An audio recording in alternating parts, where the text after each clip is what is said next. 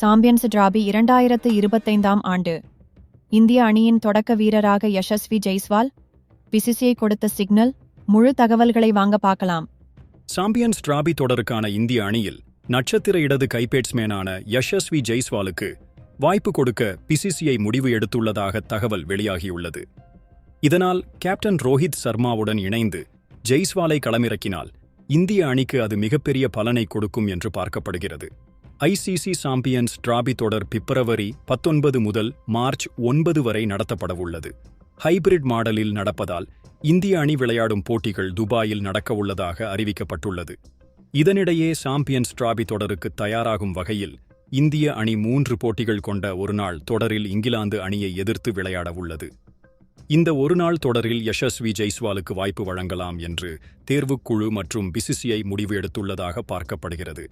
Australia அணிக்கு எதிரான test தொடரில் 8 இன்னிங்ஸில் விளையாடியுள்ள ஜெய்ஸ்வால் 1 சதம் 2 அரை சதம் உட்பட 359 ரன்களை விளாசியிருக்கிறார்.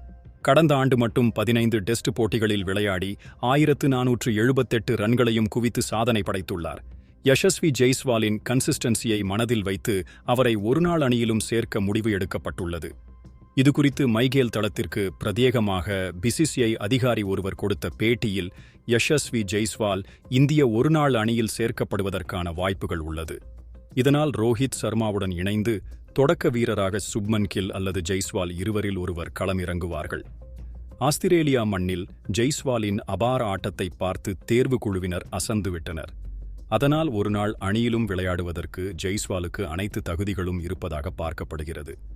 அதேபோல் யஷஸ்வி ஜெய்ஸ்வாலுக்கு இந்திய அணி நிர்வாகத்தின் ஆதரவும் இருக்கிறது என்று தெரிவித்துள்ளார்.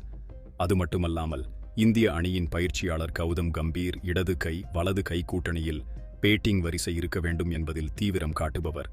தற்போதைய சூழலில் இந்திய வீரர்களில் ஜெய்ஸ்வாலை கடந்து வேறு சிறந்த டாப் ஆர்டர் இடது கை பேட்ஸ்மேன் கிடையாது.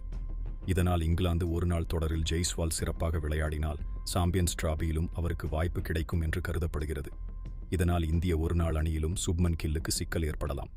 ஏனென்றால் கடந்த 3 ஆண்டுகளாகவே சுப்மன் கில் தான் தொடக்க வீரராக விளையாடி வருகிறார். இதனால் யாருக்கு யார் பேக்கப் வீரராக தேர்வு செய்யப்படுவார்கள் என்பதை பொறுத்திருந்துதான் பார்க்க வேண்டும்.